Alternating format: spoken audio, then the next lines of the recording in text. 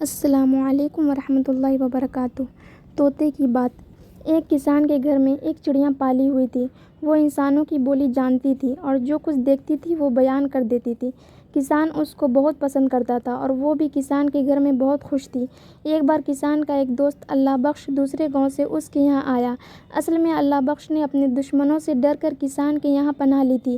کسان نے چڑیا کو سمجھا دیا، اگر کوئی پوچھے بھی کہ تمہارے یہاں کوئی مہمان آیا ہوا ہے تو اقرار مت کرنا۔ اللہ بخش کے دشمنوں کو اندازہ تھا کہ وہ کہاں چھپ سکتا ہے، چنانچہ وہ کسان کے گھر میں پہنچ گئے اور چڑیا نے ان کو بتا دیا کہ اللہ بخش ہمارے یہاں آیا ہوا ہے۔ اب کیا تھا، دشمن گھر میں گھس آئے اور اللہ بخش کو کھینچ کر لے گئے۔ کسان کو چڑیا پر بہت غصہ آیا۔ اس نے چڑیا کو مار کر گھر سے نکال دیا۔ چڑیا ماری ماری پھرتی رہی۔ اس کو بے وفا سمجھ کر کسی انسان نے اپنے گھر میں نہیں رکھا۔ اس پریشانی میں اس کی ملاقات ایک طوطے سے ہوئی۔ طوطا بھی آدمی کی بولی جانتا اور بولتا تھا۔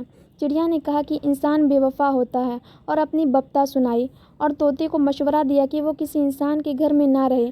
طوطے نے بڑے اعتماد سے کہا، زندگی گزارنے کے لیے عقل سے کام لینے کی ضرورت ہوتی ہے، میں تمہیں اسی کسان کے گھر میں رہ کر بتاؤں گا۔ طوطا کسان کے گھر پہنچا۔ کسان جو اکیلا رہ گیا تھا بہت خوش ہوا اور بڑی چاہت سے طوطے کو اپنے ساتھ رکھ لیا۔ دونوں آرام سے رہنے لگے۔ کسان جو کہتا طوطا اسے دہراتا، لیکن جو کچھ دیکھتا اسے منہ سے نہیں نکالتا۔ ایک دن طوطے کو چڑیا ملی تو اس نے طوطے سے حال احوال پوچھا۔ طوطا بولا، اللہ کا شکر ہے، بڑے آرام سے گزر رہی ہے۔ چڑیا نے حیرت کا اظہار کیا تو طوطے نے اس کو سمجھایا، میں زیادہ نہیں بولتا، اپنے ساتھی کا بھید نہیں کھولتا، جو کچھ میرا مالک کہتا ہے میں وہی کرتا ہوں۔